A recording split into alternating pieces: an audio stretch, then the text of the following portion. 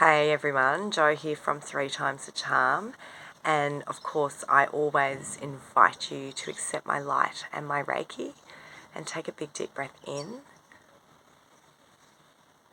bringing yourself into this present moment. Sigh it all out with sound and shake it all out. That definitely brings us into the present moment. So welcome and happy, I guess, Halloween down under. Happy Samhain. Because in the witches' calendar down under, because we're in the southern hemisphere, it's actually over this weekend. So it's, the 30th of April, 1st of May. So this also coincides with our Eclipse New Moon in Taurus. And there's also a few other things going on in the sky, like Pluto's gone retrograde. We're also kind of in a shadow phase of a Mercury retrograde at the moment. Don't freak out.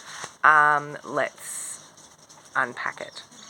So firstly, I want to talk about Samhain, because this is the time of the witches' calendar where the veil is the thinnest between worlds.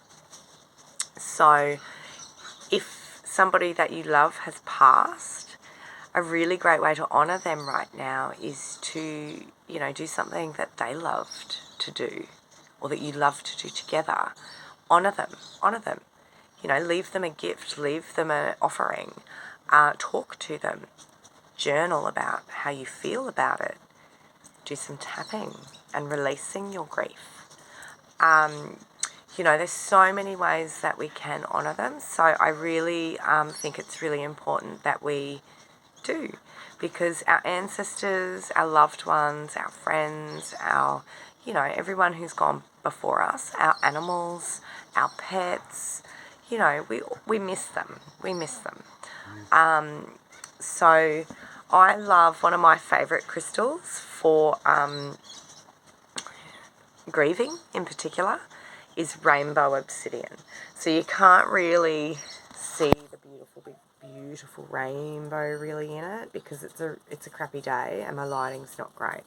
But there is beautiful colours that shine through a rainbow obsidian, and obsidian is one of those beautiful stones that helps ground us, helps protect us, and it helps absorb negativity. And when we're sad, when we're grieving, we're sad. There's a low vibe, we have to sit there and feel it and process the emotions. And I think so many of us don't. So, love rainbow obsidian. And I don't have any just around me at the moment, but I'd have to go looking for it. But blue obsidian is another amazing one. So blue obsidian is blue.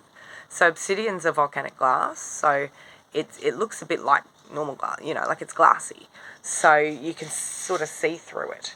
So blue obsidian, I find, really helps to form a window across to the other side. And if you're meant to see, if you're meant to, if your loved one's ready to come forward, then I do often hear a lot of stories and stuff about people seeing their loved ones. And of course, in some of the sessions I've done too, like loved ones can't wait to jump forward through the obsidian. So,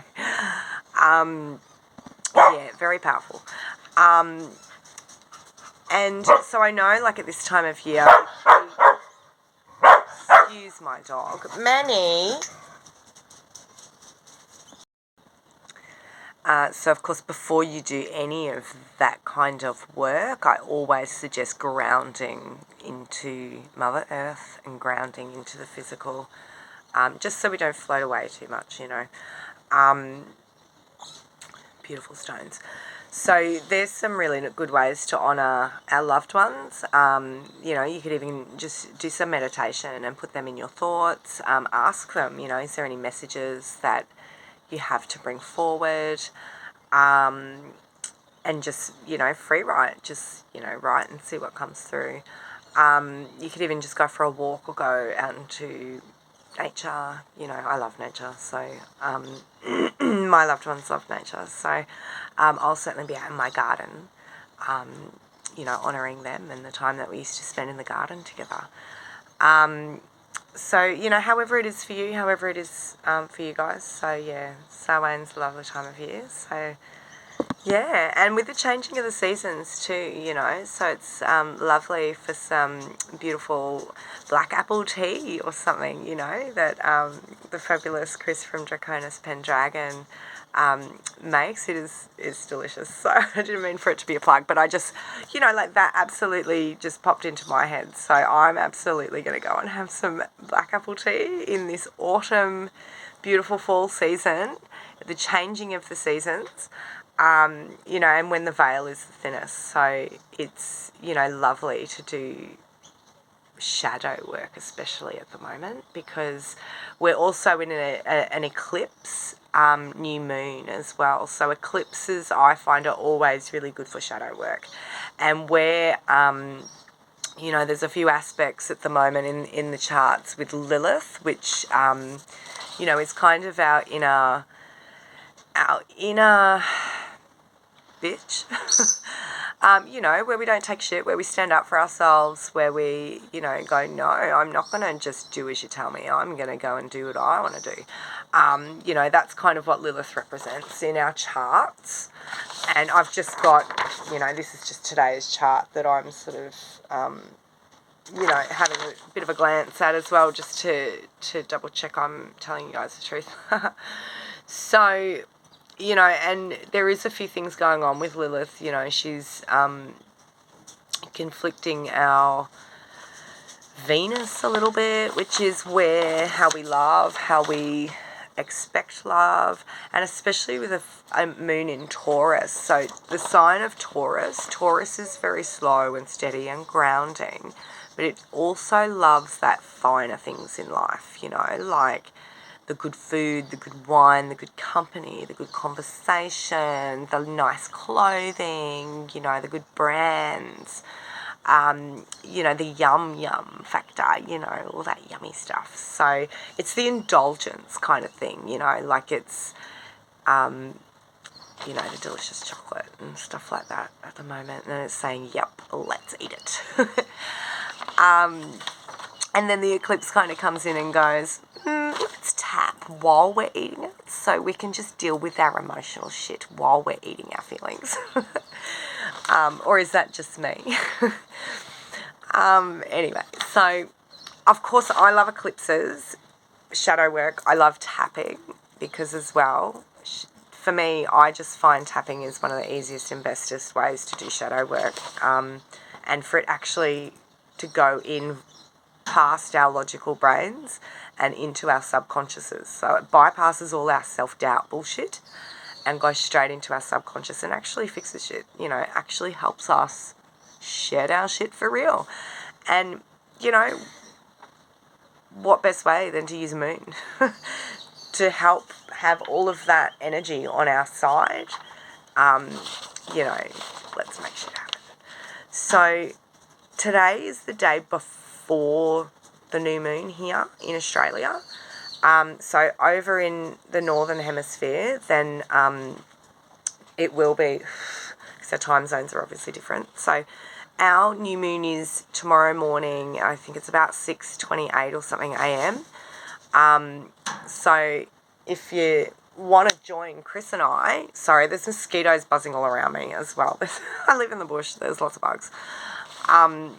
So tomorrow morning at 8 till 10, Chris and I are running a healing and knowledge circle at White Rock at Red Bank Plains. So if you're interested in that, under the beautiful new moon eclipse energy, like let's come together and rise together and shed our shit together, you know.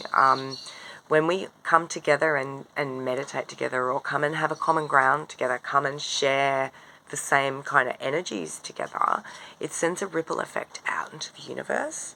So while we're healing ourselves, we're actually also healing the planet around us, healing everything, you know, people around us, healing everything else around us, because we're all connected.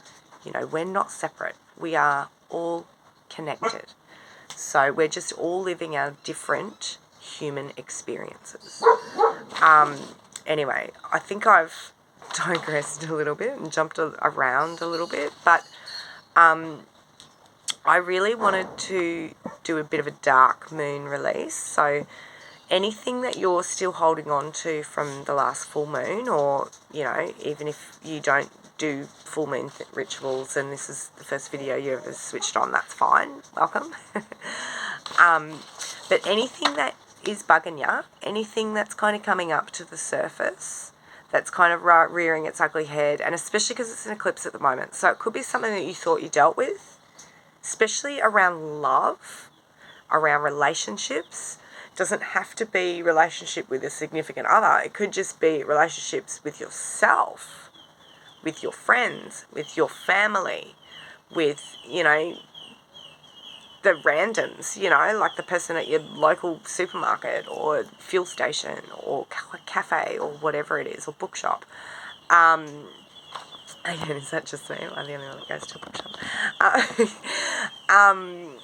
Yeah, so anything that keeps popping up, like I think for a lot of us it's self-love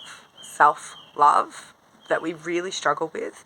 We really doubt ourselves. We really beat ourselves up. So I want to, whatever your most pressing issue is right now, as always, Reiki's always being infused with all of my videos, whether my hands are up or not, you know. So, like, Reiki just comes through me, and so does my light. It just comes through me. So, have a think about what that is. What do you want to release? What, if there was no barriers in your way, like, how would you want to be loved? How would you want to love somebody else? Who do you want to love? Who do you want to love you? What are your self-love things? You know, how can you be gentle on yourself? How can you love yourself? How can you forgive yourself? Because that's often a big one. So even if you don't know, you know, you can just say, I release whatever it is holding me back from deep within me. Extra points if we're tapping. Extra points. And breathe, you know. And when we're conscious, when we choose of our own free will to shed our shit, the universe listens. We don't have to make it complicated. It doesn't have to be, you know, a massive time-consuming thing. Even now I'm already looking at my time on the video going, ooh, it's longer than I was expecting it to be. But that's okay. And then we're going to chant Om Namo Narayani, which, yes, it is one of my favourite chants because it releases everything to the divine and the universe, to God, to, you know, whatever you want to call it. So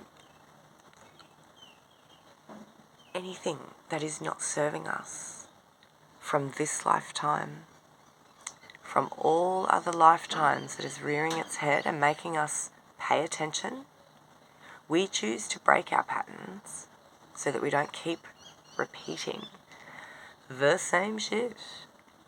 We choose to release it from deep, deep down within us, in our soul and in our DNA.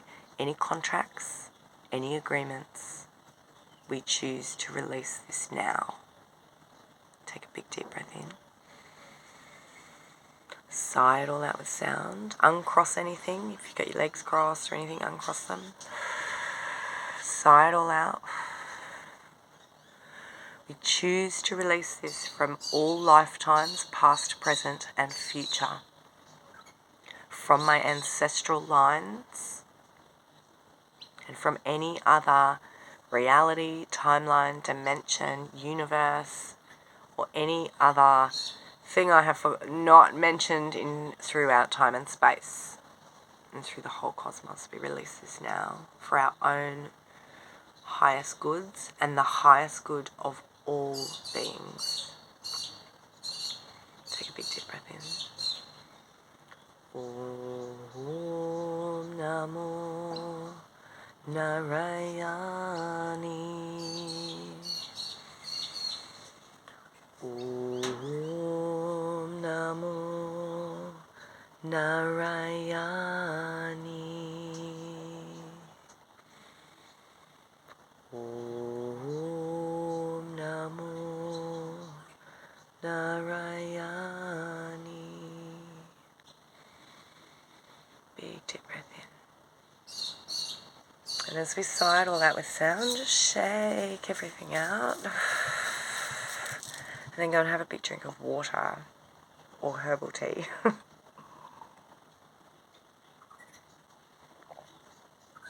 Okay, thank you so much for joining me. I'm going to do another video about the new moon, and we're going to delve a little bit more into the astrology and stuff into that, and then we'll do a chant to Venus in that one too, because she's the ruling planet of Taurus, new moon eclipse in Taurus, and of course Venus is the planet of love, and this is kind of what this moon is all about. It's all about love. How do we love? Who do we love? How do we love ourselves? How do we forgive? You know, so and then with Pluto going retrograde as well, you know, that's just bringing in all the transformations even like massively. So, and that's not even talking about any of the planets in Pisces. So, all right, thanks for joining me, and I will see you in the next video. All right, ciao.